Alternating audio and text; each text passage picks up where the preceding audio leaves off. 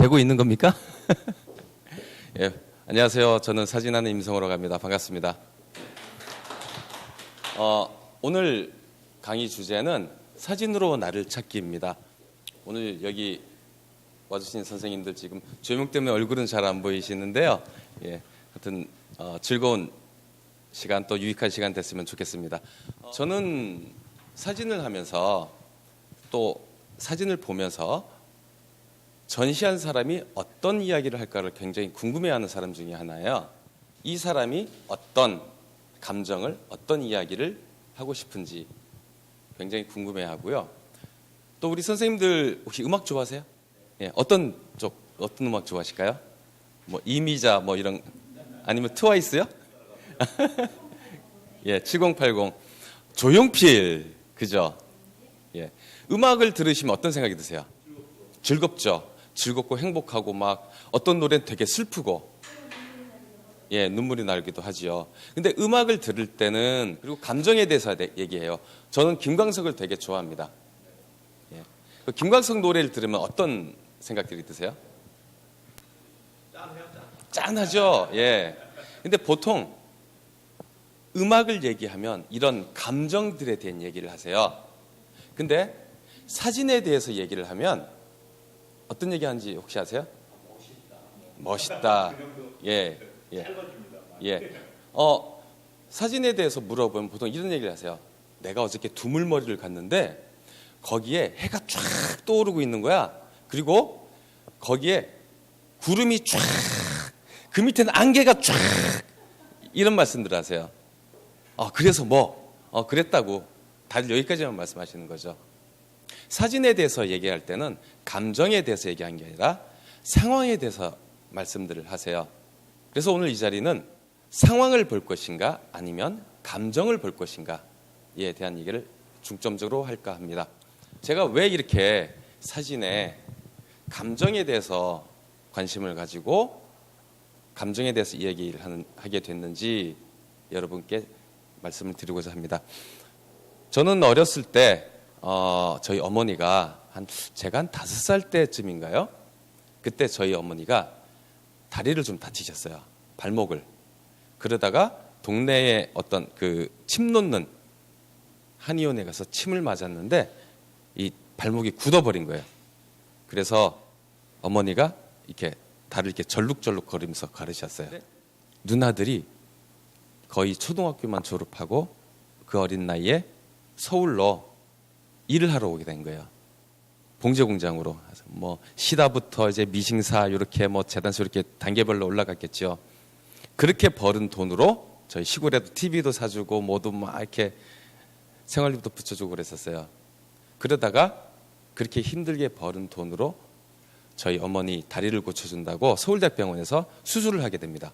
수술을 하고 나서 잘 됐으면 좋겠지만 좀 불행하게도 그 이후로 저희 어머니가 하반신 마비를 또 겪게 되세요. 재작년에 한 3년 전에 돌아가셨는데 돌아가시기 전까지 다리를 못 쓰셨어요. 거기에 또 하나의 닥친 불행이 저희 큰 누나가 미아 사동에 살던 그 통장에게 돈을 빌려주고 이 통장은 야반도주를 하게 됩니다. 불행하게도 저희 누나는 그 당시에 정신병이 발병하게 돼요. 저의 성장 과정은 참 나름은 되게 구차했습니다. 어려웠고 힘들었고요. 성장 과정에서 저희 누나가 그런 일을 겪게 되다 보니까 저도 사람의 심리에 대해서, 마음에 대해서, 감정에 대해서 많은 관심을 가지게 됐었어요. 나이를 좀 먹고 나서 사진을 접하게 됐는데 사진을 보다 보니 이 사람이 어떤 이야기를 할까, 어떤 감정을 전달하고 싶을까에 더 관심이 많았어요. 그래서 갤러리를 막 돌아다니게 됩니다. 이 전시는 어떤 이야기인가요? 또 어떤 감정을 전달하는 걸까요? 라고 물어보면 작가님들이 되게 막 화를 내세요. 왜 그런 걸 물어보냐고. 전시 서문에 보면 사진 평론가가 써진 글이 있으니까 그걸 읽어보라고 이렇게 말씀하셨어요. 근데 제가 느낀 감정은 그땐 그거였어요. 작가들이 자기의 감정을 제대로 이해하지 못하고 있구나. 자기 감정을 제대로 보여주지 못하고 있구나. 그래서 평론가에게 맡기는구나. 그럼 이 평론가들은 어떨까요? 평론가들은 심리학자가 아니잖아요. 작가도 모르는 자기의 감정, 작가의 감정을 어떤 미사여구를 붙인다거나 르네상스 시대의 사조를 불러와가지고 블라블라 이렇게 말을 하겠죠. 제가 본 대부분의 전시들이 그런 형식이었어요. 한 4년 정도 된 것 같은데 주변에 어떤 사람이 굉장히 극심한 공황증과 우울증에 걸린 친구가 있었어요. 이 친구를 데리고 정신병원, 이제 정신과죠. 정신건강의학과 여기를 보호자로 데리고 이제 가게 됐어요. 한 10분 정도 상담해주고 약 처방해주고 다더라고요. 그래서 또 다른 병원에 갔어요. 다른 병원에 가니까 이분들도 똑같이 한 10분, 15분 얘기 들어보더니 처방만 해주는 거예요. 그러다가 한 4번째 병원을 옮긴 것 같은데 우연히 가게 된 병원에서 이 선생님이 상담을 해주시는데 1시간 반, 2시간 넘게 얘기를 들어주고 상담해 주시는 거예요. 그때 제가 느꼈던 게 뭐냐면 정말 이분의 상담이 명품 강의 같은 느낌이 들었어요. 그래서 저도 의사 선생님한테 선생님 전 사진하는 사람인데요. 제 감정을 좀 더 정확하게 알고 내가 보여주고 싶은지 무엇인지 알아야 사람들에게 정확하게 전달을 할 수 있을 것 같아요. 그래서 상담 좀 받고 싶어요. 그랬어요. 그래서 제가 어렸을 때부터 이런 쪽에 관심이 많고 이러했고 사진은 어떻게 하고 하다가 보니까 제가 막연히 생각하고 있던 그런 부분들이 정신건강의학적으로 정리가 되는 걸 느꼈습니다. 분명하게 말씀드리지만 전문적인 정신적인 분야를 얘기하는 것이 아닙니다. 사진적인 저의 이야기를, 저의 경험을 이야기하는 것입니다. 자, 본격적으로 시작해 보도록 하겠습니다.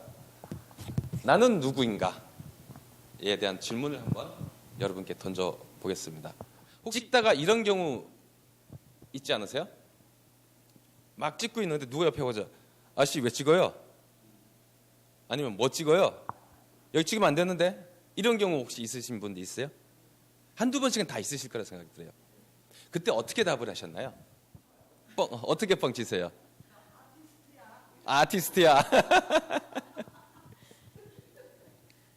잘하셨습니다. 어제도 당하셨어요?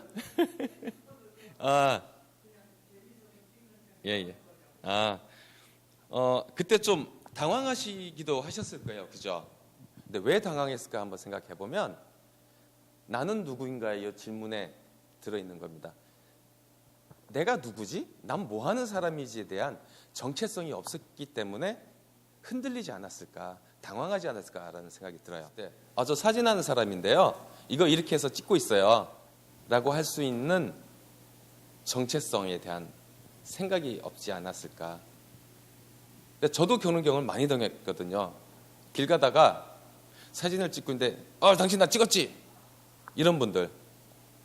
예, 찍었어요. 왜요? 왜 찍었어? 저 다큐멘터리 찍고 있는데요. 거기에 선생님 한 컷 들어갔어요. 그래? 알았어. 쓱 하시기도 하고. 어떤 분들은 지워줘 막 그러시는 분들도 있어요.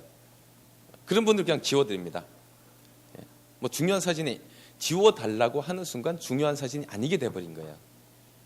비슷한 경우가 저희 선생님이 이제 돌아가셨는데 장례식장이었어요. 거기서 이제 기록을 또 막 하고 있었죠. 근데 어떤 분이 당신 나 찍었지? 막 그래요. 지워줘 막. 예, 지워드릴게요. 별로 중요한 사진도 아닌데요. 뭐.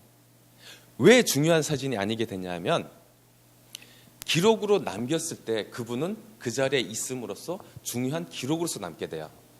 근데 지워달라고 한 그 순간은 그분의 사진은 중요하지 않게 되는 겁니다. 그래서 쉽게 지울 수가 있는 것이죠. 그리고 나는 누구인가라는 이 질문은 사진을 찍으면서 한 번도 안 하셨을 거예요. 나 사진 찍는 사람 맞나? 나 사진가라고 해야 되나? 사진 작가라고 해야 되나? 근데 여기서 제가 말씀드린 게 뭐냐면 만약 선생님 직업이 어떻게 되시나요?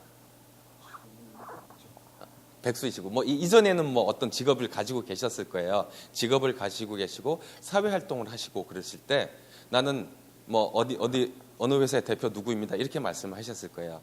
사진을 하면서 이제 시작하신 지 얼마 안 되신 분도 있고 좀 되신 분도 있으실 거예요.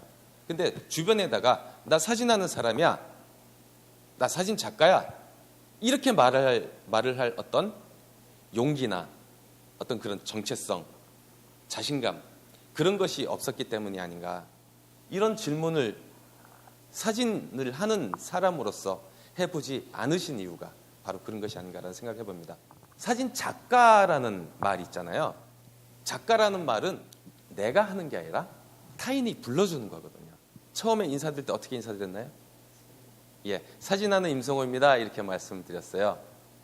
우리 선생님들도 그냥 사진하는 누구입니다. 이렇게 하시면 되는 거라고 저는 생각을 합니다. 굳이 나는 작가예요, 나는 뭐예요, 이렇게 규정 지을 필요 없이 나는 사진하는 사람입니다. 사진하는 누구입니다. 이렇게 하심으로써 좀 더 사진이라는 것에, 그리고 예술이라는 것에, 창작이라는 것에 한 발 더 다가갈 수 있지 않는가 생각합니다. 사진을 하는 사람, 카메라를 하는 사람, 사진기를 하는 사람 차이가 뭘까요? 카메라는 장사요? 예, 그럴 수도 있고요. 카메라는 뭘까요? 맞습니다. 한 발 더 나가서 사진은 뭘까요? 결과물. 맞습니다. 근데 사진을 왜 할까요? 나를 보여주려고, 내가 생각하는 것을 다른 사람에게 보여줌으로써 공유하려고 사진을 한다고 저는 생각합니다. 나를 보여주는 것이죠. 나를 보여줌으로써 사람들하고 소통을 하고 즐겁게 살려고. 그렇다면 좀 전에 말씀하셨듯이 사진이라는 것은 결국은 도구라는 거죠. 사진이 목적이, 사진이 목표가 아닌 내가 즐겁게 노는 것이 바로 목표입니다. 근데 무엇을 찍을 것인, 넘어갔네요. 예. 무엇을 찍을 것인가? 인물 사진 찍어서 좋은 사람, 꽃을 찍어서 좋은 사람 다양하게 있습니다. 근데 그걸 왜 찍느냐는 거죠. 결국은 나를 보여주고 내 이야기를 하는 것이 중요합니다. 자, 순수 예술만이 꼭 예술일까요? 다큐멘터리 사진이 꼭 예술일까요? 아니라고 생각해요. 어느 것이냐가 중요한 게 아니라 무엇이냐가 중요하다고 생각해요. 어떤 것을 찍느냐, 무엇을 찍느냐, 그것이 중요한 게 아니라 내가 무엇을 보여주고 싶으냐, 그 다음에 무엇을 찍을 것인가. 이런 틀과 형식. 저는 사진을 갈매사후회라는 곳에서 배웠어요. 처음에. 현재 한 30년 좀 넘은 모임이고요. 그 홍순대 선생님의 제자들 모임이에요. 딱 보는 순간 소리가 날 정도로 좋은 사진들이 많습니다. 거기서 사진을 배우면서 저는 선배님들이 한번 딱 보여주시잖아요. 그 다음 주 바로 가서 바로 비슷한 사진을 찍어 왔었어요. 즉, 한 번 본 거는 그대로 카피할 수 있을 정도가 돼야 기본적인, 기초적인 실력이 쌓인 거라고 저는 생각이 듭니다. 거기에 내가 하고 싶은 이야기, 내가 하고 싶은 감정을 조금 불어넣을 줄 아는 것 단계는 기존의 선배들이 하셨던 것의 답습이라고 저는 생각이 들어요. 지금 사진하는 사람들 중에 그러지 않는 사람 없잖아요. 자기 이야기, 자기가 보여주고 싶은 거 그대로, 사진이라는 것이 처음 생기면서부터 선배들이 해왔던 것을 그대로 하고 있는 단계가 아닌가라는 생각이 듭니다. 그 다음 단계는 뭘까요? 예? 그렇죠. 예. 새로운 것을 추구하되 자기만의 어떤 철학이라는 것이 들어가야 되지 않는가. 저는 그렇게 생각합니다. 자신만의 철학을 담아서 새로운 뭔가를 보여줄 수 있는 것이 바로 기존의 틀을 깨는 것이라고 저는 생각합니다. 이 틀과 형식에 대한 이야기는 여기까지는 누구나 생각하실 거라고 생각이 들어요. 근데 더 재밌는 건 뭔지 아세요? 스스로 틀과 형식을 깼다라고 생각을 하지만 계란을 예를 들어 한번 볼게요. 안에서 부화를 하지 않으면, 껍질을 깨고 나오지 않으면 계란은 썩어버리겠죠. 근데 더 중요한 거는 껍질을 깨고 나와봤자 병아리라는 겁니다. 그때부터가 진짜 병아리가 닭으로 자라나는 삶이 시작되겠죠. 제 사진도 저는 똑같다고 생각합니다. 저는 환시미술이라는 장르의 사진을 추구하고 있는데요. 한 시리즈 전시를 한 지금 10년의 그 기간을 기획하고 1년에 한 번씩 전시를 발표하고 있는데 지금 올해 네 번째 신작을 발표를 하고 있어요. 그 이후에 다른 전시도 좀 하고 있지만 새로운 뭔가를 추구하는 것에 있어서는 병아리라는 거죠. 여러분 지금 햇병아리를 보고 계신 겁니다.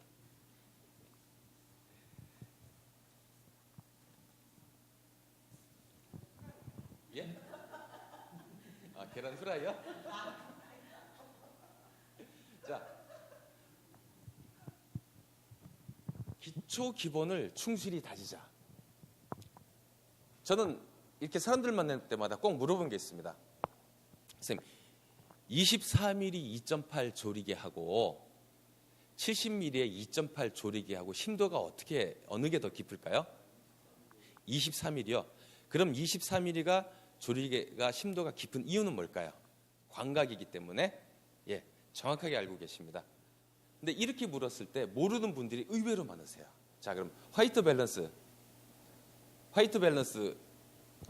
대해서 한번 여쭤볼게요. 지금 여기 색온도가 5200이에요. 태양광이에요. 5200, 5600 정도. 커스텀으로 화이트 밸런스를 3200으로 내렸어요. 그러면 사진이 어떤 색으로 찍힐까요? 푸른색으로요? 어디서 가해하고 있었어요? 예? 예. 사실 이렇게 물어보면 의외로 대답을 못 하시는 분들이 굉장히 많으세요. 선생님 기초 기본을 아주 잘 다지신 것 같습니다. 예.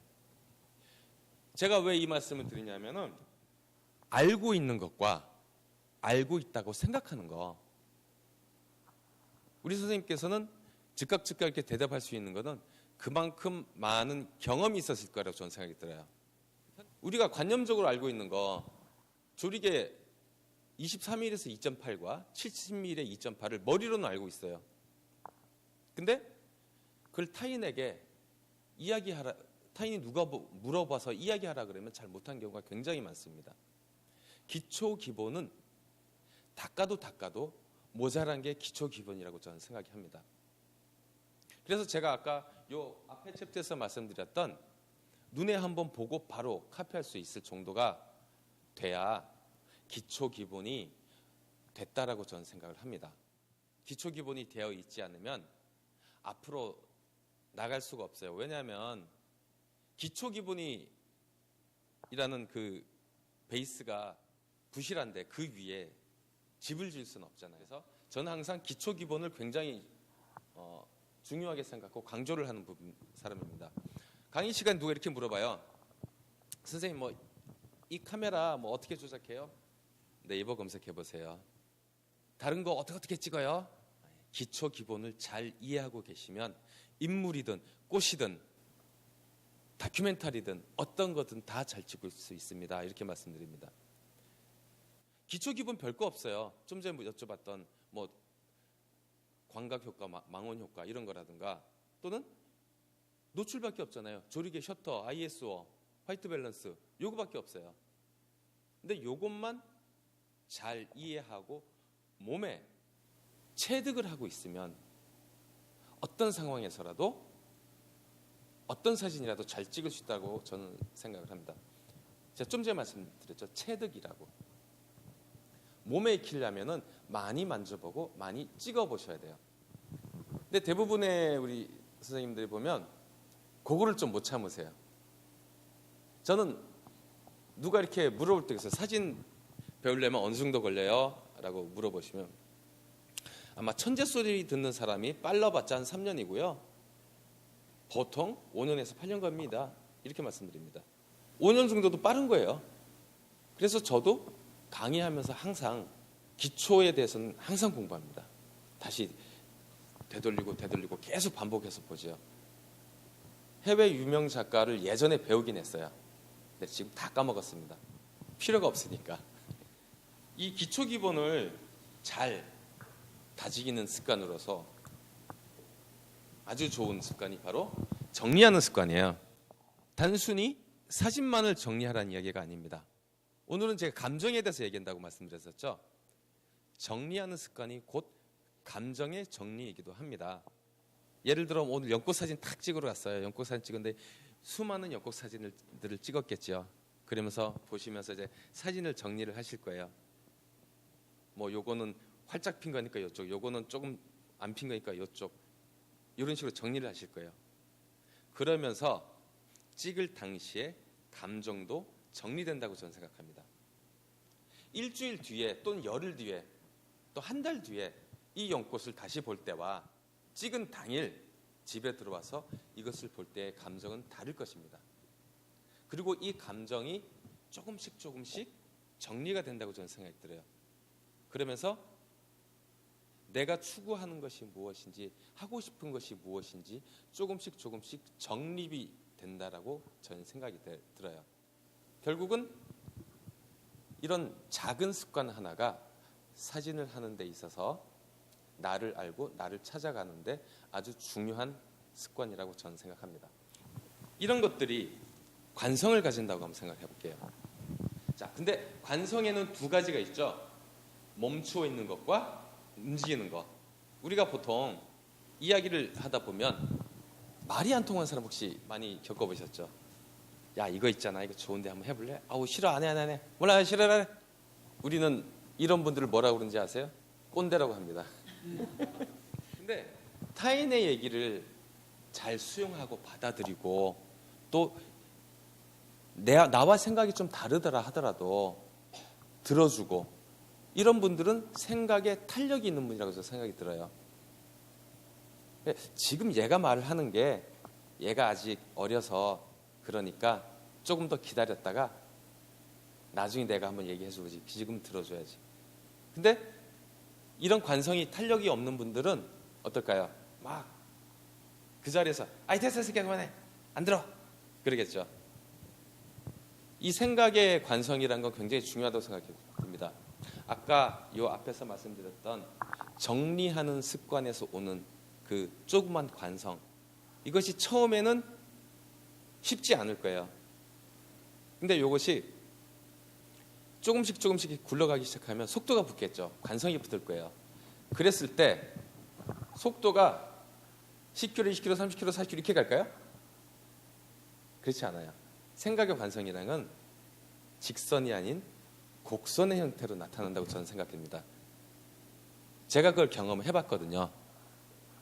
그리고 제가 아까 우리 정신과 우리 선생님한테 상담받으면서 제가 3년 반 정도를 일주일에 한 번씩 상담을 받았어요. 지금은 이제 한 달에 한 번 정도씩 요즘에 강의하고 이렇게 잘 지내고 있어라고 자랑하고 다니고요. 선생님한테 가서 그 선생님이 주신 어떤 팁 이런 것들로 저의 생각이 관성이 붙어서 지금 여기까지 오게 된 것이 아닌가라는 생각을 해봅니다.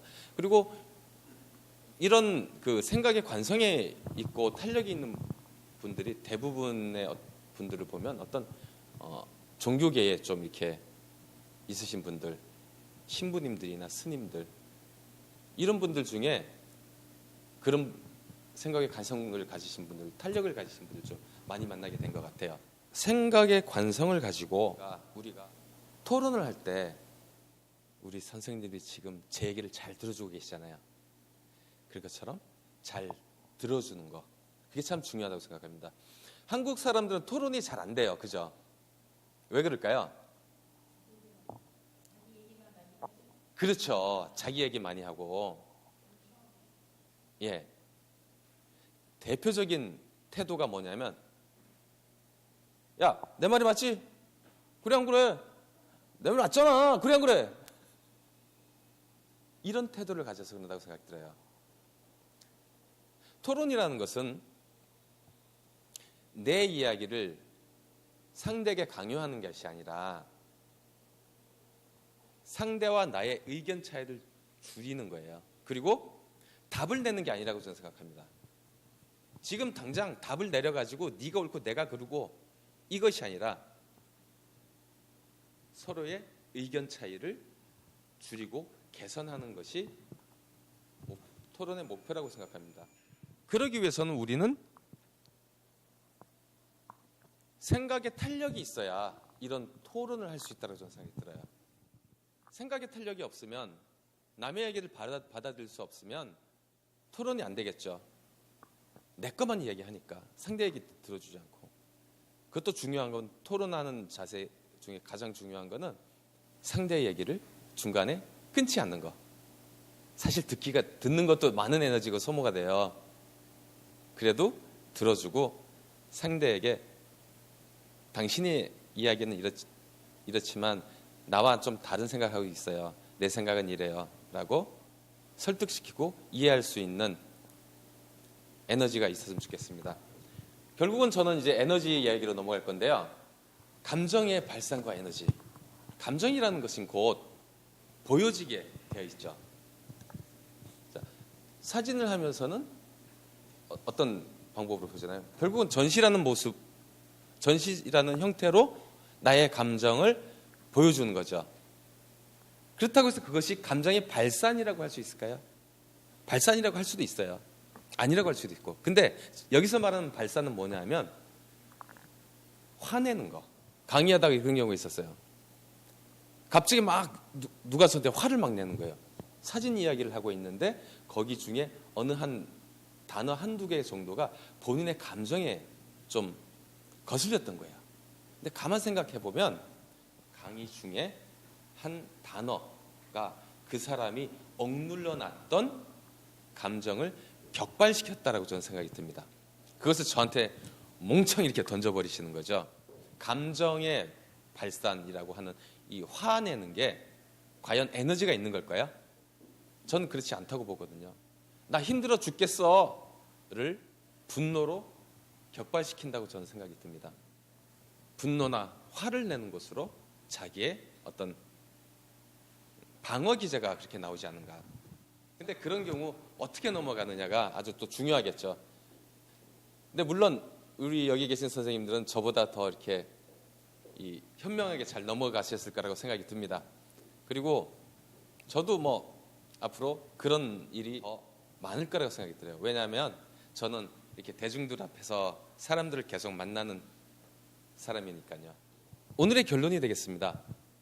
사람은요, 어렸을 때, 제가 이제 오늘 시작을 이제 저희 가족 이야기로 시작했죠.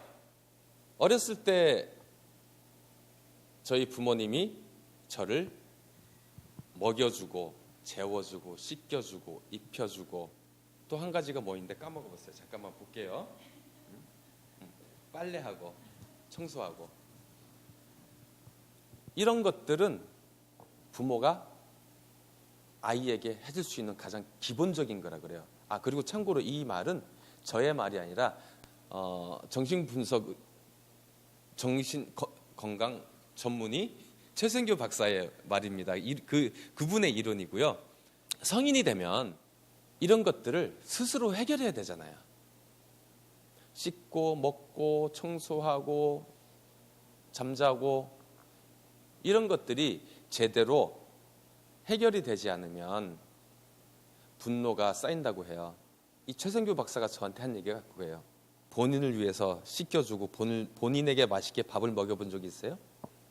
그건 아닌 것 같은데요? 나를 위해서 한번 해보세요. 자, 우리 뒤에 저기 어머님들 계시잖아요. 제가 한번 여쭤볼게요. 집에서 밥을 해요. 밥을 해가지고 밥상을 차려가지고 자녀분들이나 이제 남편분에게 밥상을 차려주잖아요. 그거 먹는 거 보면 누가 좋은가요? 그 먹는 사람이 배불러서 좋은가요? 귀여운 내 새끼들 먹는 것만 봐도 배부르다는 말이 있잖아요. 내 자식들을 위해서, 내 가족들을 위해서 시장에 가서 장을 봐오고 요리를 하고 하는 그 시간이 결국은 먹이려고 하는 일이죠. 상대를 배부르게 하려고 하는 일이에요. 근데 그 결과는 결국은 나를 위해서, 얘네들이 배부르게 먹고 맛있어 하니까 내가 즐거운 거죠. 그 행위 자체가 나를 행복하게 해주기 위해서 한다는 거죠. 그것을 한번 생각해 보셨으면 좋겠어요. 그리고 앞에 챕터부터 제목을 한번 훑어볼까요? 살아오시면서 나는 누구인가, 난 뭐 하는 사람인가 한번 돌아볼 시간도 없고, 어떤 틀과 형식에 사회에서 주는 회사라는 틀, 거기에 갇혀서 힘들게 살아오느라고 나를 돌아보지 못하고 어떤 생각의 간성도 생각의 탄력도 한번 생각하지 못하고 사고의 간성과 에너지를 남을 수용할 수 있고 타인을 배려할 수 있는 그런 에너지를 좀 가졌으면 좋겠습니다. 그러기 위해서는 나를 한번 둘러보고 내가 꼰대는 아닌지 또는 내가 어떤 사고의 탄력을 가지고 있는지 그런 시간을 한번 돌아보셨으면 좋겠고요. 그리고 나아가서는 나를 위해서 내가 하는 모든 행위가 나를 위해서 하는 행위라고 생각을 하시고 또 그럼으로써 더 많은 에너지를 채우고 그 에너지로 또 주변에 많이 퍼뜨려 주시기 바라겠습니다. 오늘 여기까지 하겠습니다. 감사합니다.